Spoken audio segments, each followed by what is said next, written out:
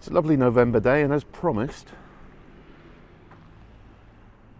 the first opportunity I'm going to take you into the Mirador del Rio and show you what that's like when the weather's like this. As you can see, it's really busy up here.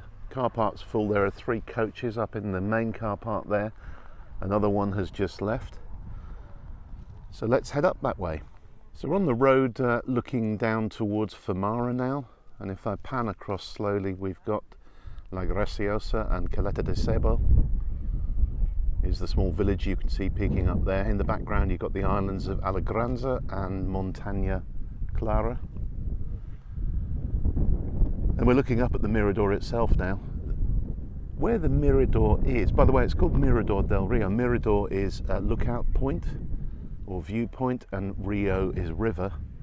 And this stretch of water between the 2 islands has always been known as El Rio, the river. And originally there was a Maho lookout point there. The Mahos were the indigenous people before the Spanish conquered the islands in 1406. The Mahos had a lookout point there to keep a lookout for pirates coming to the island. Then it became a gun emplacement, originally with cannons to cover the Rio there, and later with conventional weapons. Manrique built the buildings we see now between 1971 and 1973, and it's beautifully disguised. It's really hard to see the Mirador from across the other side because it's so well sculpted into the countryside. And Manrique, I'm going to walk up the hill now. Manrique loved the north of Lanzarote, of course, because most of his works are in this part of the island. We've got this one, Jamios del Agua, Cueva de los Verdes, and the Jardín de Cactus, the cactus gardens, are all kind of in the northern part of Lanzarote. And of course he lived up here as well. He lived in Aria. So let's head up to the building now and let ourselves in and see what we can see on the other side. So as you come through the door, the first thing you're faced with is this incredible view.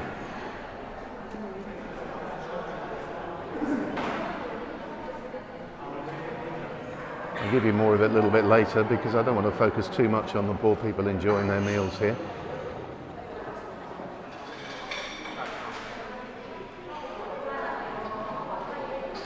Lots of Manrique style stuff in here. And there's a bar cafeteria. Let's just wander outside and see what we get in this part of the viewpoint.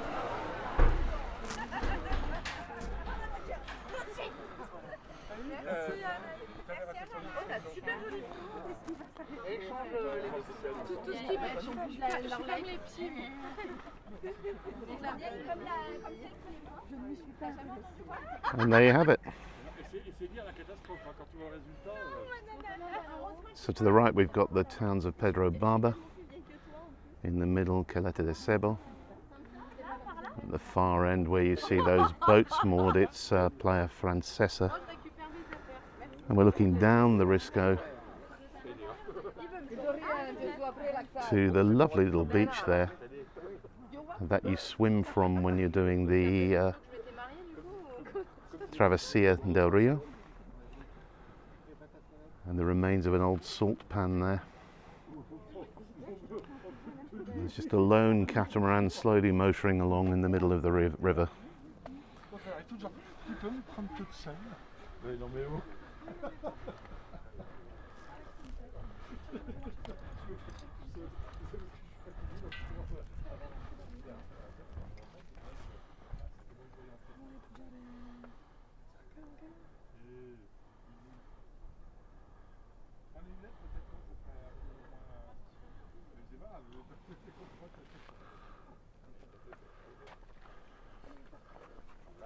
So we can go up a little bit higher now. I love these classic Manrique steps, wood and concrete.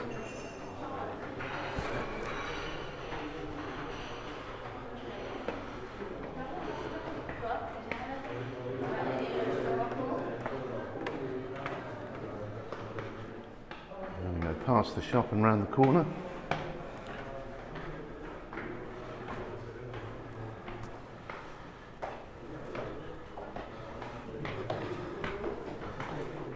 from here you get a good view of the original Second World War gun emplacement, and actually that's the entrance to it there. So there's a network of tunnels and underground storage there.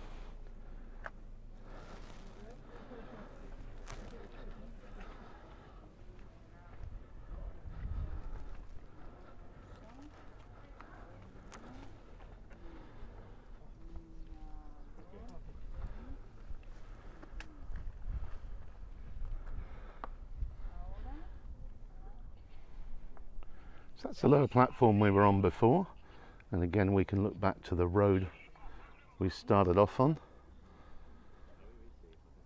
And there's Famara, the Hable, the desert of Famara.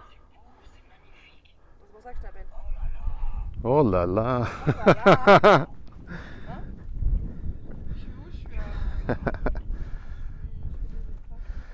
So French lady's got someone on FaceTime, I think, chatting to somebody else.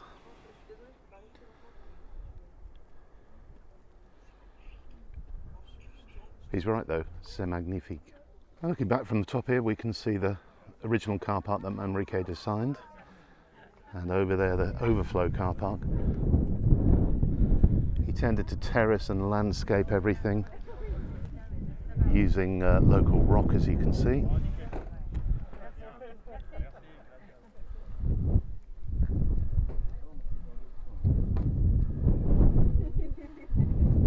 This is the top of the spiral staircase we came up just now, and on top here you'll see these giant claraboyas. They're skylights in English, typical Manrique feature to create light in the rooms below.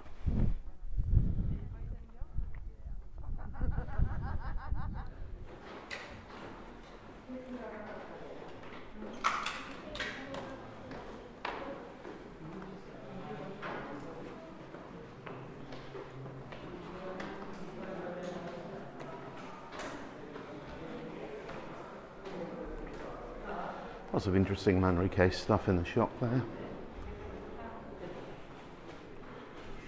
I love this round window looking out onto the car park and the view down to Ye, which is that village 2 kilometres away from here. We've always laughed that this is the best fireplace in Lanzarote, which is of course one of the few places in the world where you don't need a fireplace.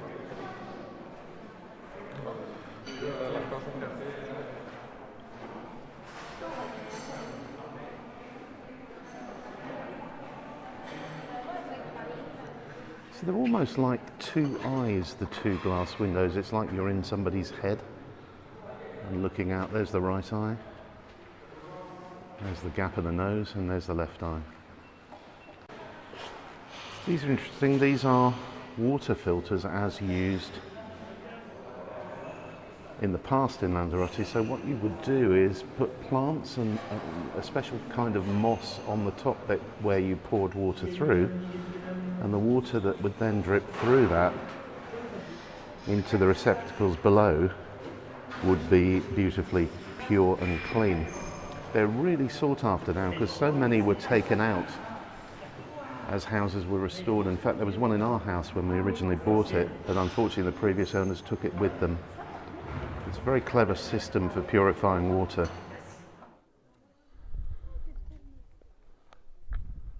We're back out now into the sunshine. I hope that wasn't too busy for you. Unfortunately, everyone seems to be so noisy walking around here.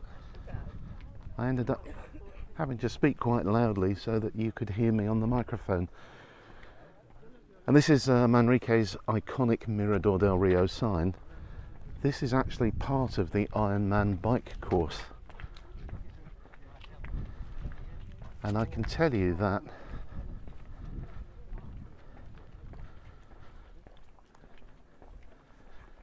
it's wonderful when you reach this point,